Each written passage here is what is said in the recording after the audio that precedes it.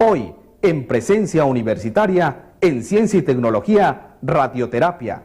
En Música e Imagen, quisiera cantarle al mundo una canción de paz. Ven a cantar. En nuestro tema, Nueva Trova, el libro semanal. Solo los sueños y los deseos son inmortales, Palomita, de Edmundo Valadez. En nuestra sección Salud, segunda parte, con el doctor Jorge Cervantes. En nuestro reportaje, Aguinaldo, tendremos también un apunte del envejecimiento de la población en los países ricos.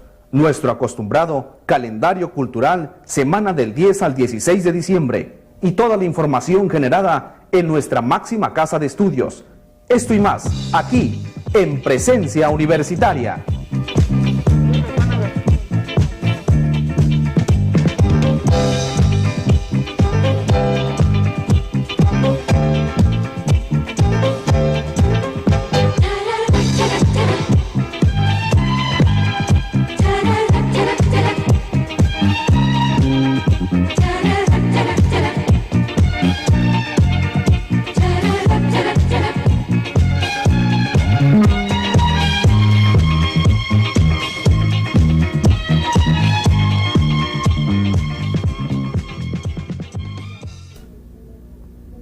Que esta temporada navideña sea fuente inagotable de fe en el porvenir. Este es un deseo ferviente de la Dirección General de Comunicación Social de nuestra Universidad Autónoma de Ciudad Juárez. Feliz Navidad. Antes de iniciar esta edición, queremos agradecer a la gerencia del Hotel del Prado por las facilidades logradas para llevar a cabo este programa. Entremos en materia. La sección de Ciencia y Tecnología abordará un poco acerca de la historia, evolución y desarrollo de la radioterapia.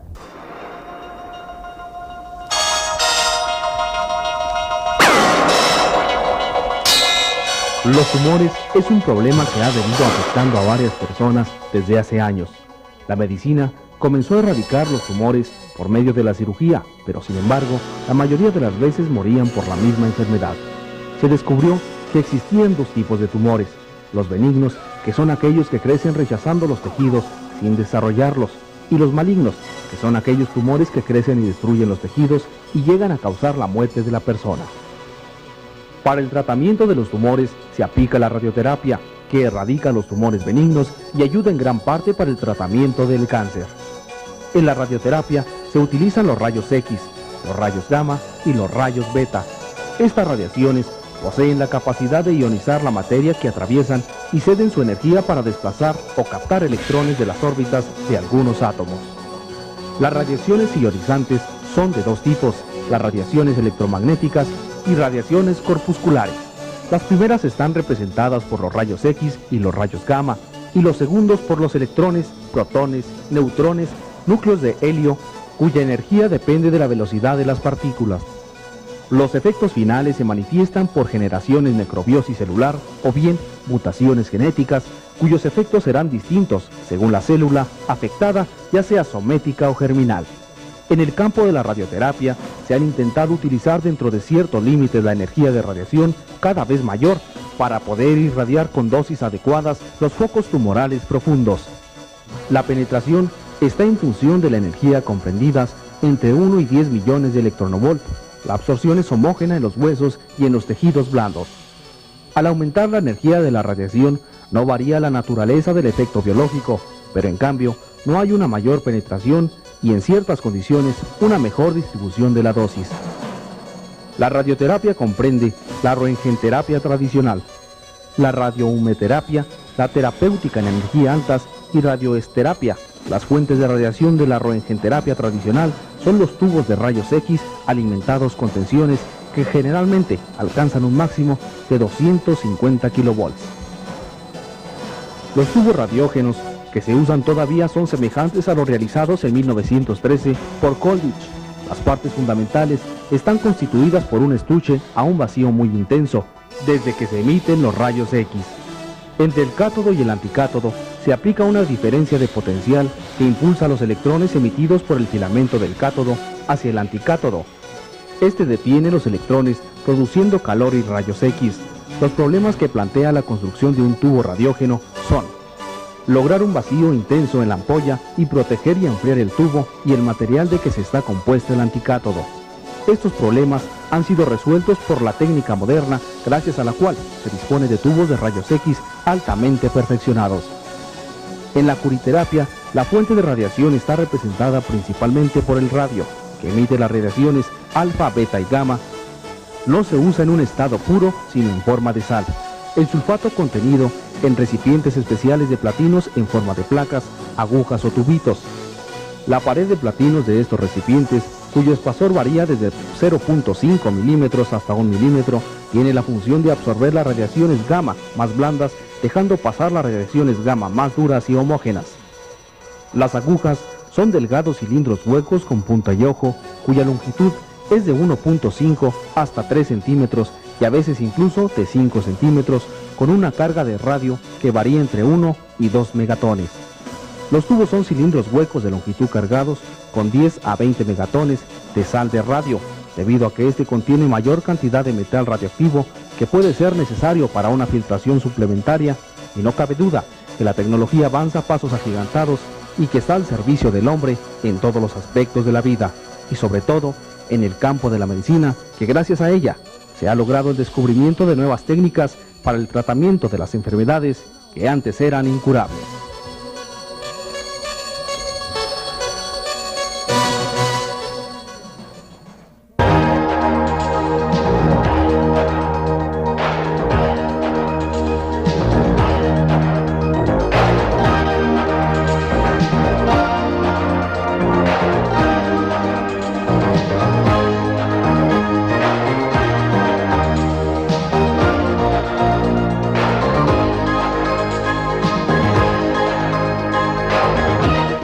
Desde cualquier perspectiva cultural, Entorno 23.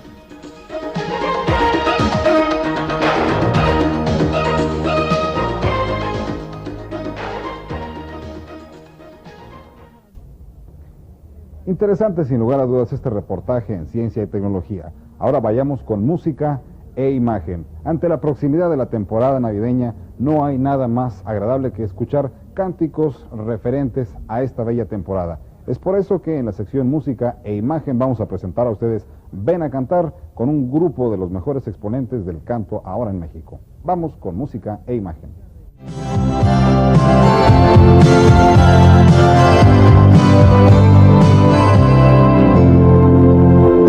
Otro año que queda atrás, 1000 momentos que recordar. otro año, 1000 sueños más, hechos realidad. Los problemas vienen y van, Y al final todo sigue igual.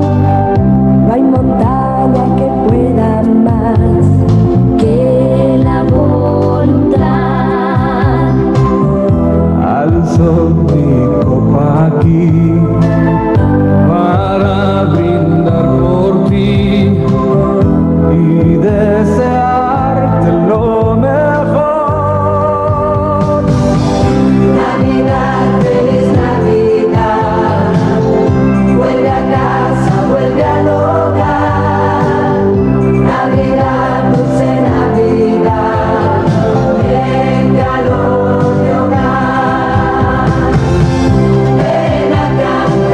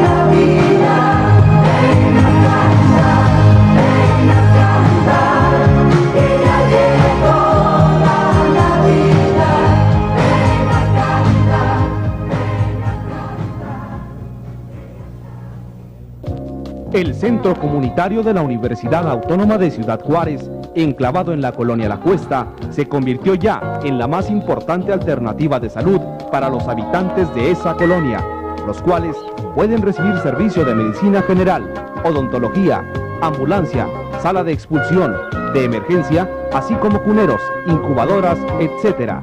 Importante sin lugar a dudas esta obra que pone de manifiesto el interés del rector ingeniero Alfredo Cervantes García por vincular a la Universidad Autónoma de Ciudad Juárez con la población a la cual pertenece. Centro Comunitario La Cuesta, presencia universitaria.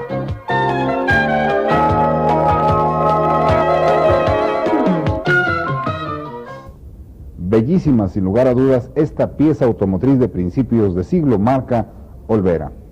Bueno, ahora vayamos con la sección Nuestro Tema. Quizá usted ha escuchado algunos de sus temas, algunas de sus composiciones interpretadas por algún otro cantante dentro de la radio comercial, y ese ha sido el mayor de sus logros. La nueva trova cubana ha logrado ya una internacionalización bien reconocida tanto en España como a lo largo de Latinoamérica. Pero ¿cómo fue que inició este movimiento musical cubano? Ese es el objetivo de nuestro tema, presentarle a usted el desarrollo y evolución de la nueva trova a través de dos de sus máximos exponentes, Silvio Rodríguez y Pablo Milanés.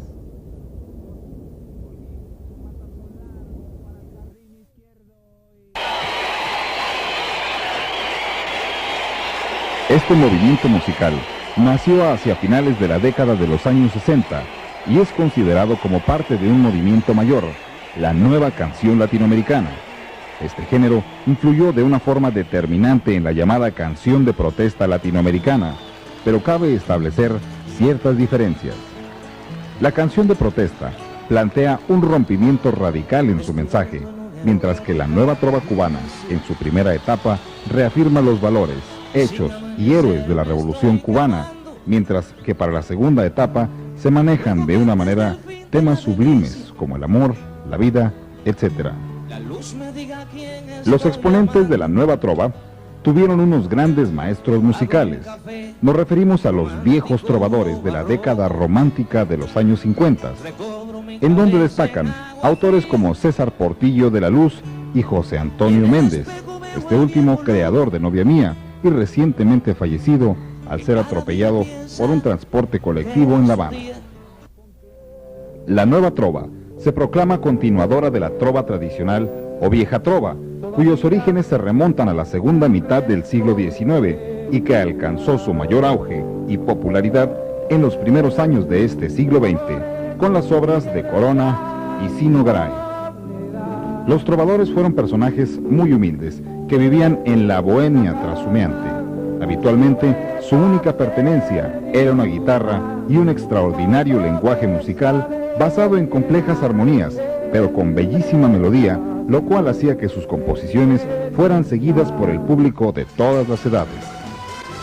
Sobre la vieja trova, Silvio Rodríguez, uno de sus máximos exponentes, apunta: no es una influencia, son nuestra raíz. En una serie de entrevistas con los poetas Víctor Casaus y Rogelio Nogueras, Silvio Rodríguez cuenta: en 1967, cuando me desmovilicé del ejército, a los trovadores convencionales se les pagaba 2 pesos por hacer un programa de radio. Recuerdo la primera vez que estuve en Radio Rebelde con Luis Grau. Allí estaba gente muy respetable, como Teodoro Benemelis, Cotán y los hermanos Moquico, de Oriente. Estos últimos eran hombres muy mayores que habían viajado todo un día en tren para hacer el programa. A estos viejecitos es a los que hay que hacerles un monumento por haber mantenido la trova en alto contra el viento y marea. El caso es que en su trabajo ganaban 2 pesos. Era una situación que habían heredado, no se respetaba a la nueva trova. Para alguna gente, la trova era un grupo de ancianos que se la pasaban cantando con voces feas y guitarras desafinadas. Creo que la irrupción de la nueva trova llamó la atención, aunque fuera para criticar. Por los años en que comenzamos, parte de la juventud rechazaba lo tradicional e incluso lo cubano, pero también hubo quien nos tachó de extranjerizantes. Era cierto que los Beatles estaban en nuestra formación, pero ¿cómo no iban a estarlo si eran el fenómeno musical más destacado de la época? También estaban Violeta Parra, Edith Piaf y Michel Legrand.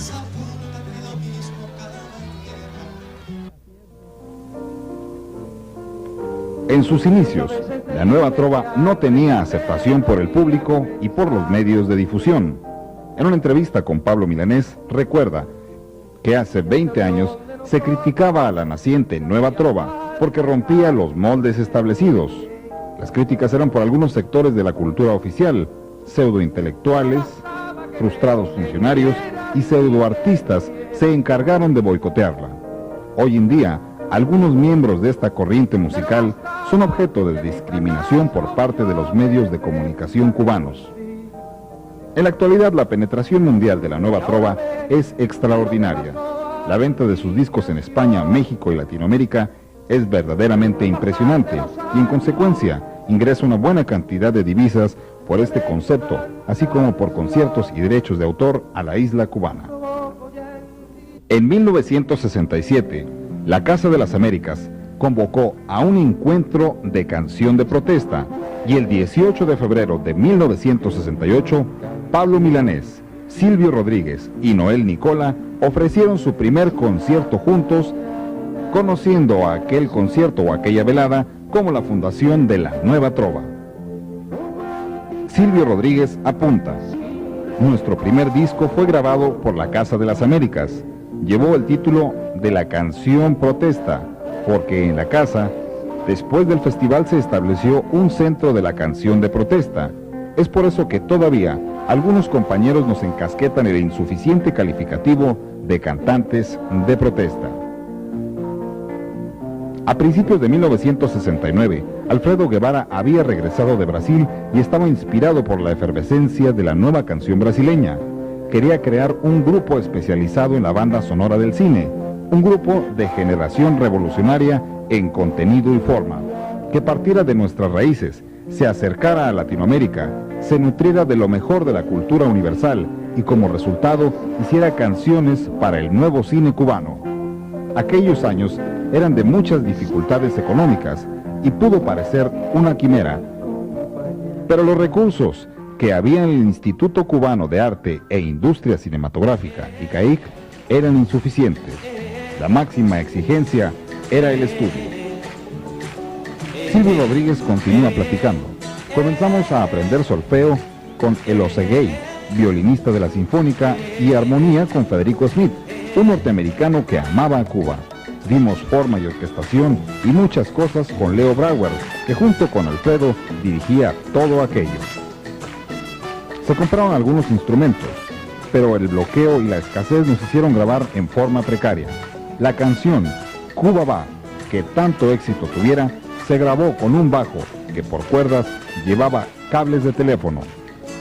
También se hacía un efecto de ritmo, poniendo un puñado de centavos en un pañuelo y agitando este frente al micrófono. Eran tiempos muy duros, pero muy hermosos. En este marco de antecedentes, podemos citar que la nueva trova cubana musicalmente ha alcanzado la estatura mundial que merece. Es una canción de conciencia y de emociones. A continuación, les invitamos a que disfruten algo del repertorio de Silvio Rodríguez. Poderoso, invencible.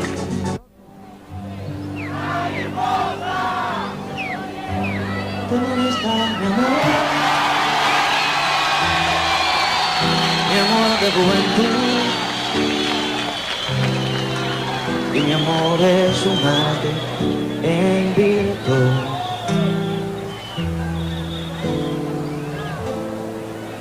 ¿Te molesta mi amor? Mi amor sin antifaz. Y mi amor es un arte de paz. Mi amor es mi prenda encantada, es mi extensa morada,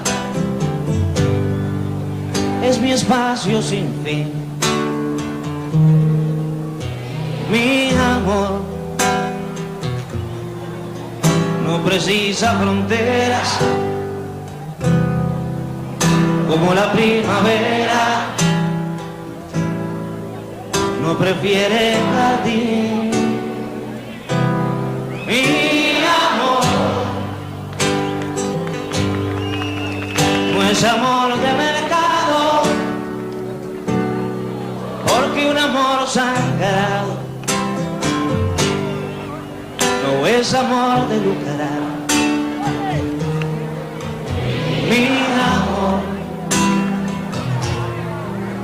es todo cuanto tengo, si lo niego lo vendo, para que respirar.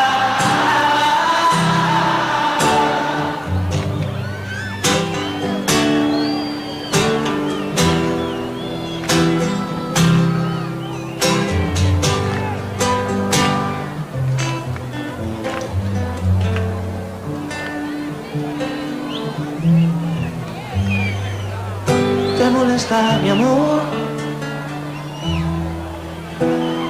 de humanidad? Y mi amor es un arte en su edad.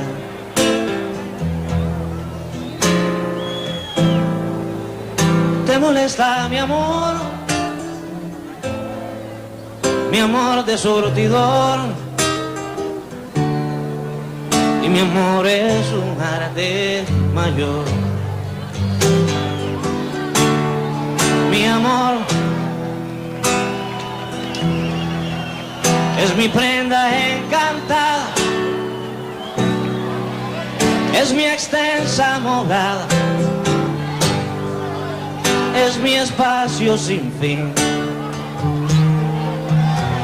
Mi amor es todo cuanto tengo, si lo niego lo vendo, para que respirar. Mi amor, el más enamorado es del más olvidado en su antiguo dolor. Mi amor abre pecho a la muerte y despeña su suerte por un tiempo mejor. Mi amor, este amor aguerrido es un sol encendido.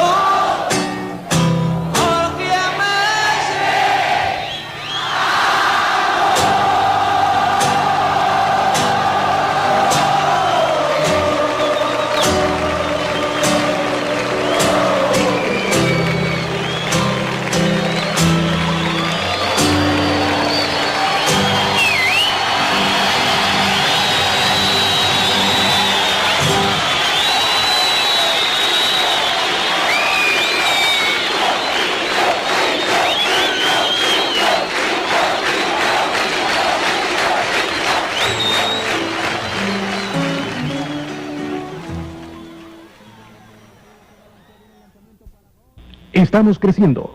En la Universidad Autónoma de Ciudad Juárez vivimos al ritmo del progreso fronterizo. Incrementamos la infraestructura física para satisfacer en mayor medida la demanda de nuevos profesionistas que sirvan a su comunidad. 3 institutos, 17 carreras profesionales, 5 maestrías, 9 especialidades, un centro de lenguas. Actualmente se construyen nuevas aulas, estacionamientos, un gimnasio y un centro de convenciones. Universidad Autónoma de Ciudad Juárez. Compromiso que se cumple. Semana a semana el profesor Juan Holguín se da a la tarea de analizar un libro que por su calidad está causando impacto en el mundo de las letras. En esta ocasión correspondió el turno a Solo los sueños y los deseos son inmortales, Palomita, de Edmundo Valadez. Para todos los amantes de la literatura, aquí está el profesor Juan Holguín y el libro de la semana. En presencia universitaria, el libro de la semana. Antes de iniciar y presentarles el material bibliográfico correspondiente a este domingo, queremos agradecerle a todos los jóvenes estudiantes que domingo a domingo se dan cita en su canal 44 para presenciar este programa universitario. Queremos expresar nuestro agradecimiento porque a la vez están enviando sugerencias para modificar, para ampliar este espacio cultural en Ciudad Juárez. Esto lo tomamos de una manera muy agradable, porque realmente queremos retroalimentar la actividad universitaria. Presentamos pues el libro Solo los sueños y los deseos son inmortales, Palomita, del escritor sonorense Edmundo Valadez. Un título extenso, largo, pero se trata de un libro breve, son 119 páginas, pero de un gran contenido humanístico. ¿Quién no ha oído hablar del escritor Edmundo Valadez? Es tal vez uno de nuestros escritores que más se han ocupado de la narrativa, de la cuentística. Basta recordar que es el principal fundador de la revista El Cuento, una revista mexicana cultural por excelencia, que ya tiene 50 años en el espacio literario de nuestro continente. En este libro, Edmundo Valadez, en Solo los sueños y los deseos son inmortales, Palomita, nos lleva de la mano, lleva al lector hacia un mundo muy reconocido, pero a la vez hacia un plano extraordinariamente fantástico. Valadez recurre a una metáfora muy cotidiana, un tanto rulfiana, pero a la vez nos circunscribe a esas vivencias, a ese hacer de los jóvenes donde buscan desahogos, donde buscan escapes. Según Valadez, el joven está íntimamente asociado con una angustia sexual. Esto a lo largo del libro se va exponiendo a través de sus cuentos. Este es un libro muy interesante. Esta es la lectura que puede iniciarnos en este mundo de las letras, en esto de la lectura que crea y que nos lleva precisamente a un plano excelente en cuanto a percibir las fuentes inagotables de los escritores mexicanos. Esta lectura, reitero, debe ser tomada por usted, amable televidente, porque este libro es un reflejo de nuestro acontecer social y sobre todo una guía que despierta un interés insospechado acerca de qué pasa con nuestros jóvenes, qué sucede con sus temores, con sus angustias. Finalmente, les agradezco su preferencia por esta sección y además les agradezco que hayan escogido, que hayan pedido que hablemos de cuentística, que tratemos el cuento mexicano, porque seguramente en él nos estamos reflejando los mexicanos y probablemente las generaciones venideras. También a Librería Atenas nuestro agradecimiento porque domingo a domingo nos entrega el libro más vendido, el libro de la semana. Gracias.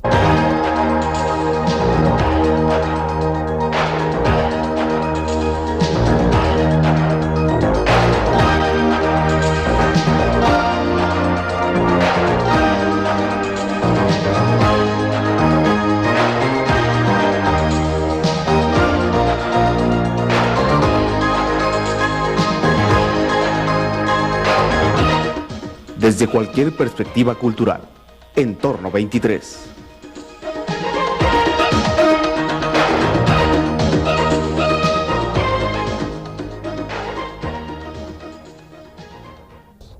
Investigación científica, investigación social, así como toda la información que se genera en nuestra máxima casa de estudios, en el siguiente bloque informativo con nuestro compañero Aarón Sánchez. Adelante.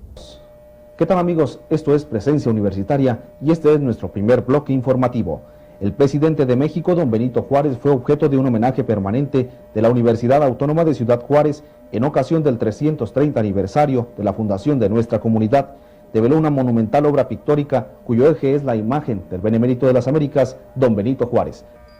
En el vestíbulo de la Torre de Rectoría, a partir de este viernes pasado, la imagen de don Benito Juárez es permanente en nuestra máxima casa de estudios. En 1888, la ciudad adoptó el nombre del ilustre benemérito, cuyo principio de entre los individuos, como entre las naciones, el respeto al derecho ajeno, es la paz, es un precepto universalmente aceptado. La Universidad Autónoma de Ciudad Juárez y su Dirección de Comunicación Social instituyen el permanente al gran presidente y lo realizan al conmemorarse el 330 aniversario de que el fraile franciscano, Fray García de San Francisco, sentara los cimientos de lo que hoy es la frontera más importante y dinámica del norte de México. Por otra parte, la Universidad Autónoma de Ciudad Juárez será sede de un importante acontecimiento en el que conjuntamente con representantes de otras universidades del país harán un análisis sobre la problemática de América Latina. Este primer Congreso de Filosofía Latinoamericana lo organiza nuestra máxima casa de estudios y su Dirección General de Estudios Superiores, que desde semanas atrás está enviando invitaciones a filósofos de diversas partes del país, del Centro y Sudamérica, de los que ha recibido respuesta positiva, en lo que se manifiesta el deseo de participar y ocupar el foro universitario. Por otra parte, conforme al artículo 3, cláusula 1 de la Ley Orgánica que rige la Universidad Autónoma de Ciudad Juárez, se está dando a conocer la convocatoria para el Premio Nacional de Literatura José Fuentes Mares, que conforme a lo instituido por la Casa Máxima de Estudios, será entregado en la ceremonia inaugural del 5º Encuentro Nacional de Escritores. El próximo año, además de la medalla Fuentes Mares, que en los círculos literarios nacionales es altamente importante, la UACJ entregará premios en efectivo a los ganadores por 2,5 millones de pesos a cada corriente literaria chicana y mexicana. Este es nuestro primer bloque informativo aquí en Presencia Universitaria. En unos momentos regresamos. Que esta temporada navideña sea fuente inagotable de fe en el porvenir. Este es un deseo ferviente de la Dirección General de Comunicación Social de nuestra Universidad Autónoma de Ciudad Juárez. Feliz Navidad. La salud es uno de los aspectos más importantes dentro de la vida del hombre. Es por ello que la Universidad Autónoma de Ciudad Juárez y el Cuerpo Médico del ISSSTE han creado esta coproducción, la sección Salud. En esta semana vamos a presentar a usted la segunda parte de algunos aspectos con el oftalmólogo doctor Jorge Cervantes, quien analiza de qué manera repercuten algunas de las enfermedades comunes en el hombre con la vista. Vamos pues con la sección Salud. La semana pasada hablamos sobre una de las causas principales de ceguera, que es la diabetes mellitus. Ahora nos va a corresponder hablar del glaucoma.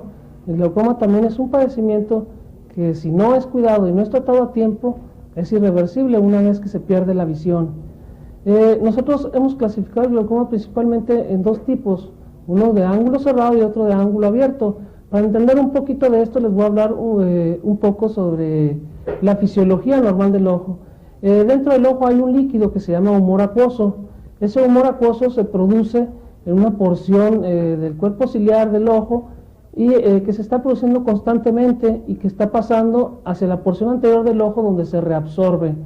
Entonces, es un recambio constante de este humor acuoso. Este humor acuoso aparte tiene diferentes funciones. Una de ellas es mantener la presión intraocular, ¿sí? Mantener las paredes del globo ocular tensas a cierto nivel, que no baje ni que suba.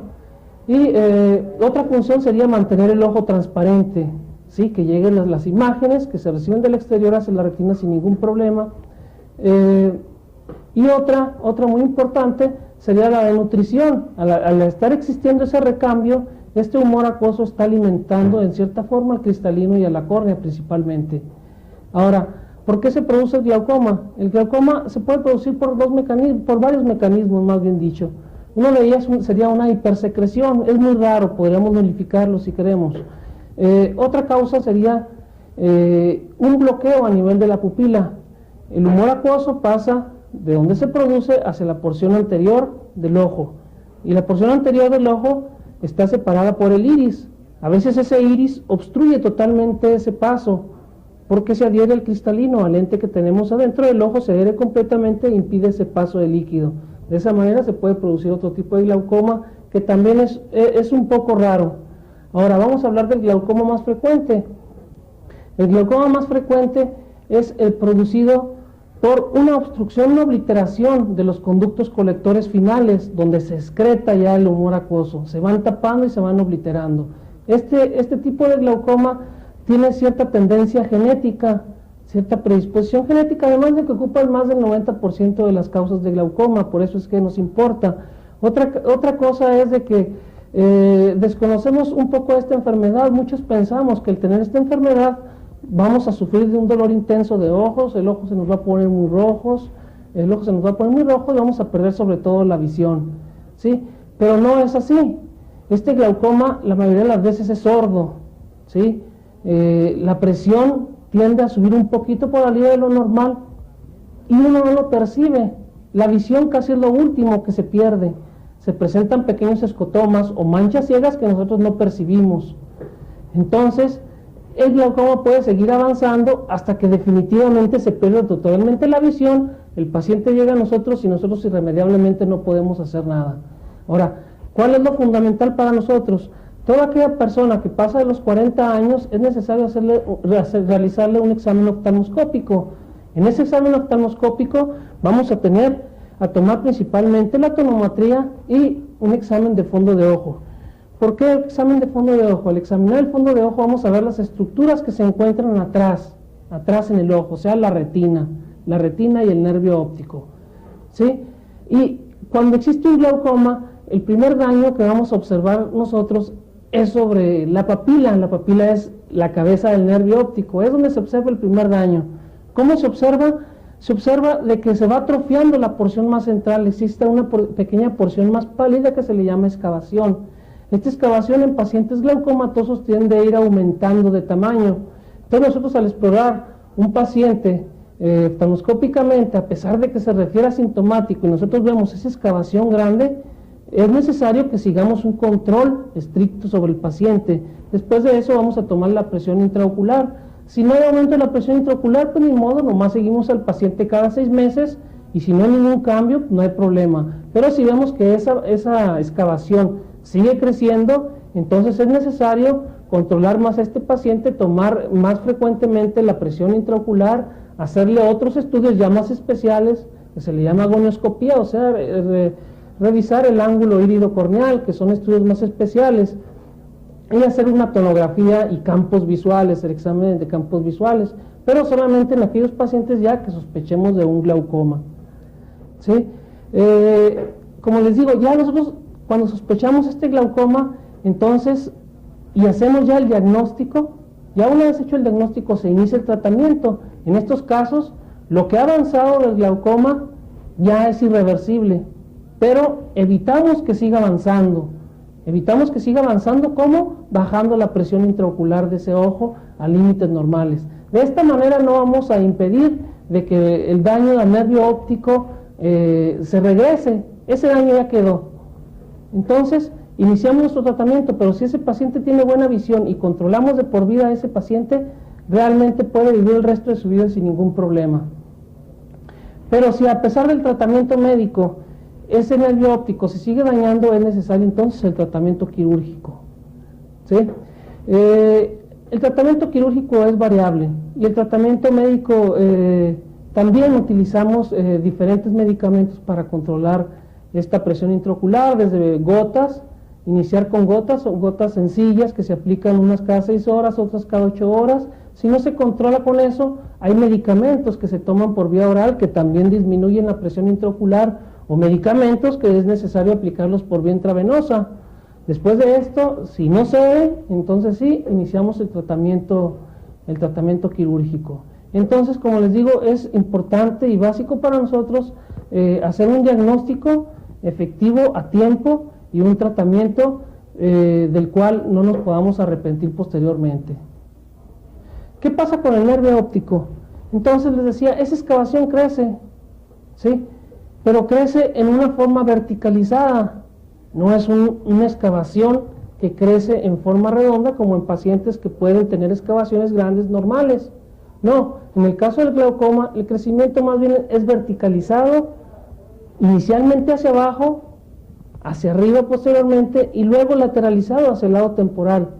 Esto, conforme va creciendo esta excavación, va creciendo en igual forma las manchas ciegas que se aparecen sobre el ojo. O sea, los escotomas van creciendo en forma similar a la que va creciendo el escotoma.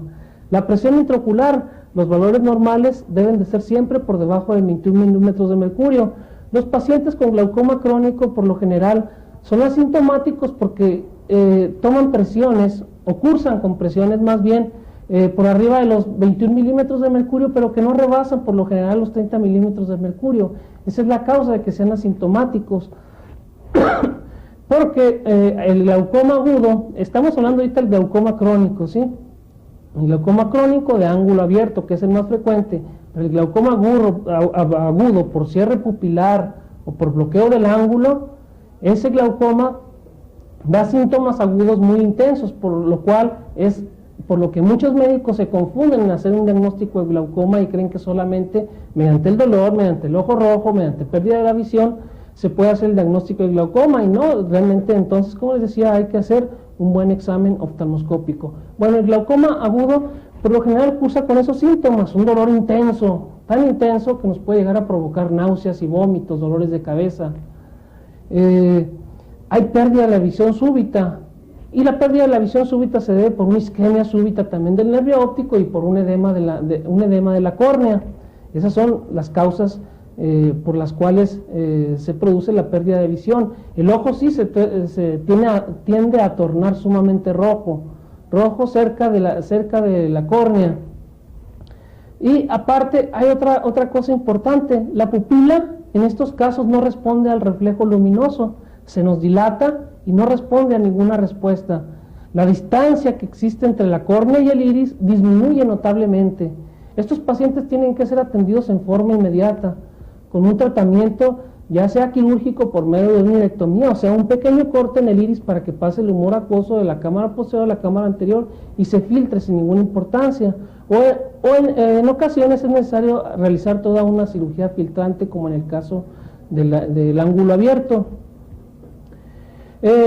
Otros estudios especiales sería, como les decía, la campimetría, que tiene mucho que ver con el tamaño de la excavación. Esta campimetría son escotomas que van creciendo, o sea, pequeñas porciones sin visión del ojo, pero que uno no las percata, y aparte suele ir asociado a visión de halos. Nosotros vemos halos luminosos, sobre todo cerca donde se encuentra, por ejemplo, un foco, le vemos pequeños rayitos alrededor de este foco. Ese sería otro de los síntomas que presentan los pacientes con glaucoma. Entonces es necesario diferenciar entre un tipo de glaucoma y otro y saber que existen los dos tipos de glaucoma. El tratamiento, pues ya lo hemos dicho, es necesario que se efectúe una vez hecho el diagnóstico de glaucoma, porque si solamente encontramos una excavación grande, eso no nos da nada más el diagnóstico de glaucoma, sobre todo si es una excavación solamente redonda. Pero si ya vemos una excavación grande y una presión intraocular elevada, inmediatamente ese paciente tiene que ser controlado estrictamente. El Centro Comunitario de la Universidad Autónoma de Ciudad Juárez, enclavado en la colonia La Cuesta, se convirtió ya en la más importante alternativa de salud para los habitantes de esa colonia, los cuales pueden recibir servicio de medicina general, odontología, ambulancia, sala de expulsión, de emergencia, así como cuneros, incubadoras, etc.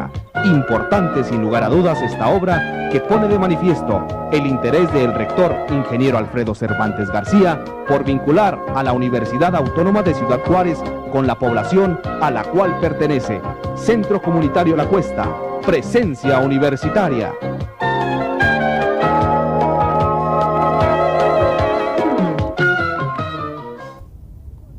La proximidad de la temporada navideña induce a un profundo análisis. Mucho se ha hablado del aguinaldo, cuál es su función, cuál es su objetivo, remunerar al trabajador. Sin embargo, de este logramos hacer la ilusión de un solo día.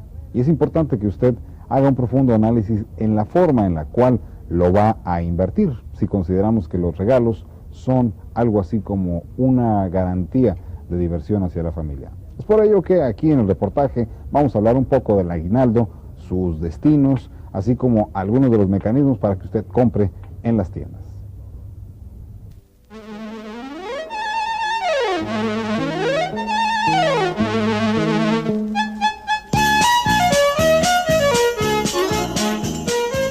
Indiscutiblemente, la Navidad representa una de las más agradables tradiciones del cristianismo. A través de los siglos, la forma de celebrar dicha tradición ha variado, encontrándola hoy en día como una gran época de bonanza para la población económicamente activa, así como para el comercio y los prestadores de servicios.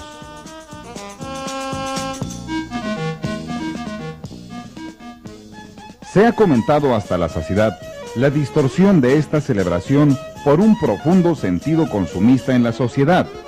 Y es que en realidad, esta es la única ocasión en el año en la que contamos con fuertes cantidades económicas para pretender satisfacer la necesidad de bienes menores, ropa, artículos electrónicos, muebles, en fin, la lista sería interminable. Y todo esto es consecuencia de esa prestación social llamada aguinaldo. Sí, el aguinaldo se ha convertido en México en la vara mágica para resolver cualquier problema de solvencia económica. Existen algunos que incluso lo utilizan para liquidar sus deudas ante particulares, así como instituciones nacionales de crédito. Quizás usted ha escuchado o ha pronunciado alguna de estas frases. Ahora que me entreguen el aguinaldo, voy a poder hacer tantas cosas. O quizás esta otra. Ojalá y esta semana nos entreguen el aguinaldo, porque simplemente compramos lo que en otras ocasiones del año no podemos adquirir. Lamentablemente, el aguinaldo se convierte en ilusión de un día. ¿La causa? Porque nosotros, como compradores o consumistas, realmente no estamos acostumbrados a disponer de dichas cantidades, por lo que a pesar de todos los buenos propósitos de administración del gasto familiar, siempre nos encontramos el detalle extra, lo no presupuestado, y en cualquier parpadeo, allá quedó el esfuerzo de todo el año, en un artículo que al llegar al hogar descubrimos que realmente no es lo que necesitábamos, no es lo que nos gusta y mucho menos nos durará. Pero veamos, ¿en qué destina la gente de nuestra frontera su aguinaldo? O dicho propiamente, ¿en qué rubro gasta más? ¿Juguetes, electrónica o ropa? Pues digamos, un poco de ropa, zapatos. ¿Un poco de ropa nada más? Pues sí, zapatos. En la casa, ¿verdad? O sea, lo que es decir, satisfactorios para la familia. Ándale, exactamente. Señora, ¿en qué va a invertir el aguinaldo de su esposo? Ya lo invertí, señor. ¿En qué fue, señora? En todo, en drogas. ¿Drogas? Gracias. Pues más bien se va a incluir en vestidos para la familia o en alimentos, porque en otra cosa no se puede invertir. ¿No alcanza el aguinaldo? No, que va a alcanzar, estamos en la calle con el aguinaldo. Ahora bien, señora, cuando estamos de compras, ¿a veces no se le atraviesa alguna que otra cosita que está fuera de lo presupuestado? Claro que sí, bastantes cosas de hacer. Definitivamente usted considera que el aguinaldo no rinde hoy en día. No, no rinde, definitivamente no rinde. Si el sueldo no nos rinde, menos el aguinaldo. No, pues yo voy a invertir mi dinero en que gane a mi esposo en pues, comprarle algo a mi niña y pues un arreglo para la casa y cosas útiles. ¿De qué, como qué cosas útiles? Pues muebles, ropa. ¿Alcanza para muebles el aguinaldo? No, sí. Ya. ¿Sí o no? No, porque a mí se me hace que no, porque ya todo está muy caro, ya con lo que ganan. Con lo que ganan el aguinaldo ya no les va a completar para nada. ¿Y usted sí puede comprar muebles? Pues le irán a dar mucho, porque pues, no, pues ya con lo que dan aguinaldo ya no. Existe otro factor importante. Para comprar, nos creamos necesidades o nos las fabrican. En ciertas ocasiones, las ofertas o el planteamiento de las mismas a través de los aparatos publicitarios es prácticamente irresistible. A continuación, el licenciado Armando de la Rosa, delegado federal de Profeco en esta frontera, opina acerca de cómo administrar el aguinaldo. Pues que lo cuiden, porque el dinero mal gastado no tiene valor. Ese es un principio económico, ¿verdad? El dinero que se gasta en cosas que no sirven pierde su valor. Y pues respetar la libertad para cada quien compre lo que quiere, ¿verdad? Yo siento que se hacen muchas manifestaciones con esto del aguinaldo, que se pueden analizar desde varios ángulos y desde varios puntos de vista. Si el aguinaldo constituye una cantidad muy pequeña, pues es una burla decirle que no lo gastes y que cuídalo. Y yo creo que el aguinaldo hay que darlo y hay que ser muy generoso a aquellos que debemos de pagar aguinaldo, porque es una vez al año y creo que es un dinero bien invertido, porque rico realmente es el que da, no el que tiene. Y además, aquel que lo recibe, pues que no lo gaste, que se ponga listo y que determine sus prioridades. ¿Qué es lo que necesita? ¿Necesita ser más listo? Pues que se compre un libro y gaste su dinero en eso. ¿Necesita una ropa para el invierno? Pues que se compre un abrigo. ¿Necesita casarse? Pues que le mande unas flores a su novia o que empiece a pensar con quién. ¿Que necesita una casa? Que invierta en su casa.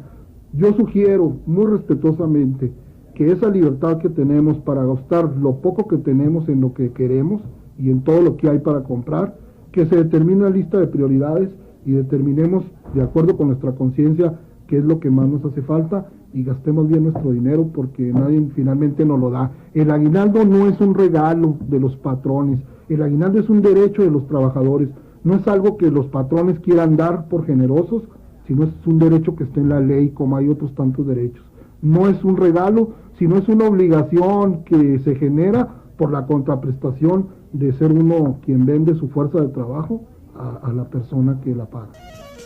Entre los dos factores citados, como son el consumismo o la necesidad de satisfactores y la propaganda publicitaria, se encuentra atrapado el trabajador y su aguinaldo. ¿Qué opciones se encuentran para no caer tentado ante las circunstancias? Bueno, a pesar de que se han realizado infinidad de campañas en pro del aguinaldo, no existe un manual para el buen uso de sus prestaciones salariales decembrinas. Usted deberá hacer uso más que nada del sentido común. Cuando entre a una tienda, recórrala por completo. No se deje guiar por la primera oferta que se encuentre.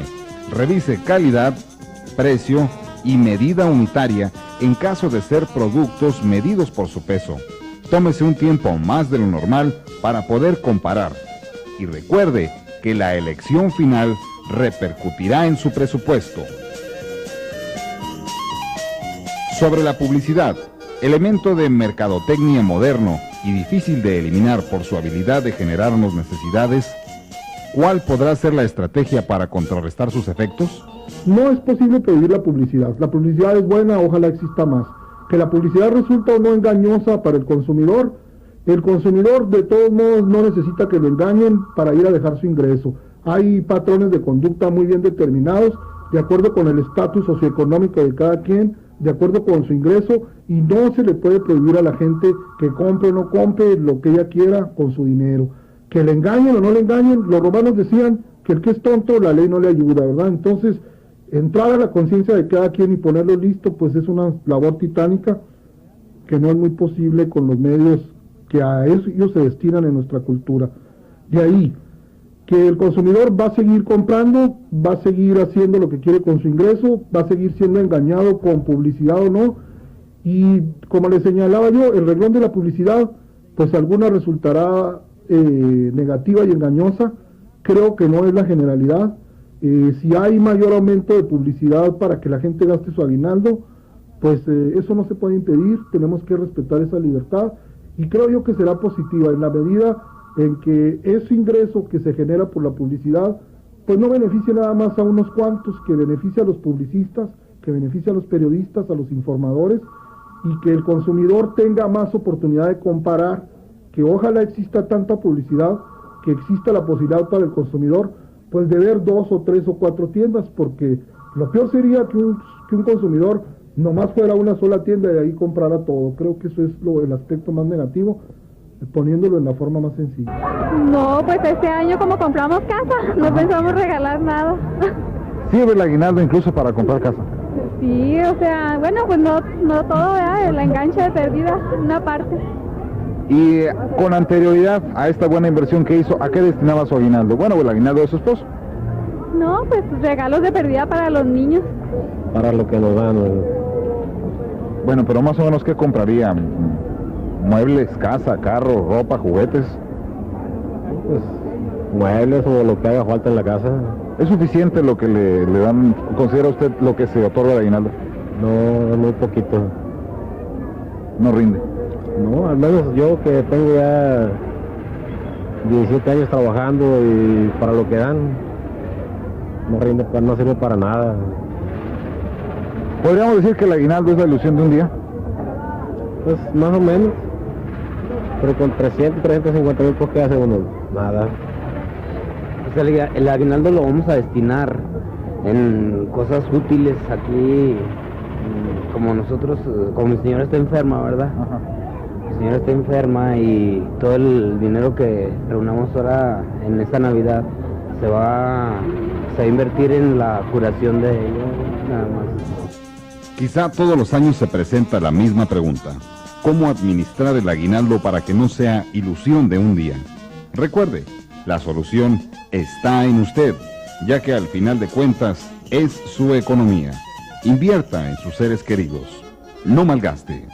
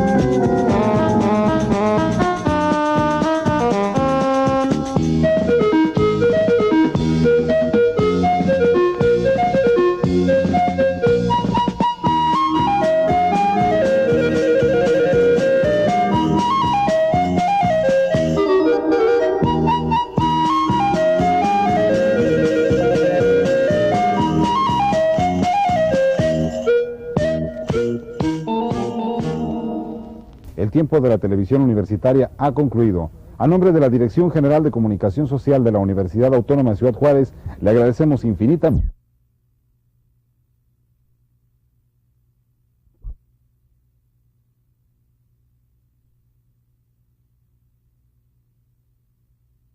El favor de su atención y le invitamos al siguiente de la serie.